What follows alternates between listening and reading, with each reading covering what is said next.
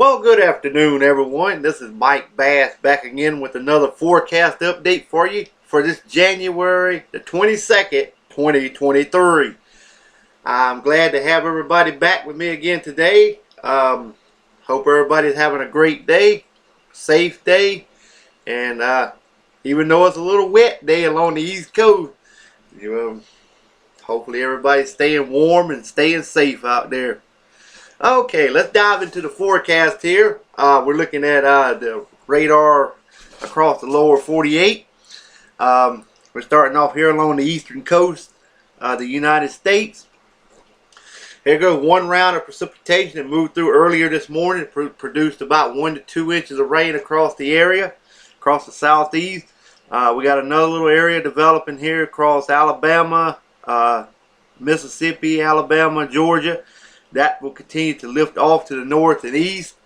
That may produce maybe some possibly some severe weather, possibly from southern South Carolina, coastal water South Carolina, back into southern Georgia, and also where we still have a marginal risk of severe weather.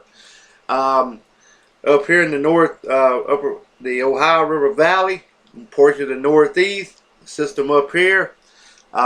Located over Ohio, will continue to lift off to the northeast. You will bring you much snowfall, ice, and wintry precipitation across the northeastern portion of the United States. Here comes another system that will drop out of Canada, drop south in the east, and develop another area of low pressure over Texas, and that will continue to lift northeast and affect the southeast with possibly some severe weather Tuesday and Wednesday across portions of the south and southeastern United States. I'll have more on that tonight in my other forecast, but I got a few other information for you in this forecast here. Alright, let's take a look at the satellite composite for the lower 48. There goes that system over the portion of southeast Canada and Michigan region up here in the northeastern United States.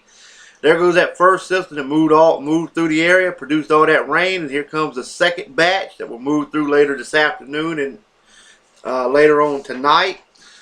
Here comes that other storm system gathering strength over in the Midwest that will continue to dive to the south and east. There's another little area of low pressure that will develop down here in the Gulf of Mexico starting on Monday, and will lift in. These two systems here will combine together and produce a system over the south region, and then lift northeast toward the Ohio River Valley and northeastern United States. Also, we can't forget about this little system here coming on shore over there near Washington State and Oregon. That will be a forecast player later on down the road in our forecast. Alright. We're looking at the MJO forecast here. This is right now we're currently in phase 3. That is the warmer sector, but I'm expecting it to drop back into 1, 8, and 2. These are the cold phases of when you get into these phases here. 7, 8, 7, 6, and 5, and 4 is the warm phases, but I'm expecting it to back up back into the 2, 1, and 8 range over the coming weeks. Okay, now we're going to take a look at the watches and warning maps across the United States. As we look at the watches and warning maps, we're looking at winter weather advisory, winter storm warnings in effect for portions of the Northeast and portions of the Mid-Atlantic region and the Ohio River Valley over Ohio. That's because that system that I showed on the satellite composite and also the radar view showed where that system will produce a lot of snowfall for your region, which y'all on top of whatever you already have. Along the I-95 corridor, you should be pretty quiet. It's mainly a rain event, but except for up in Maine and New Hampshire area, and also the Boston metro areas. Alright. We have special weather statements scattered across Michigan, Illinois, Indiana, Texas, and New Mexico.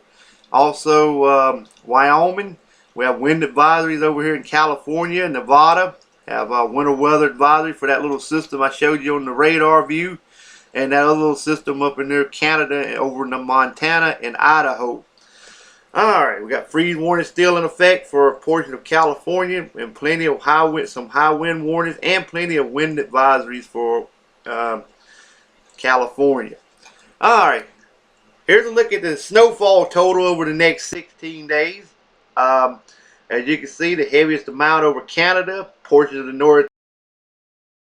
These numbers to heart. These numbers will not happen.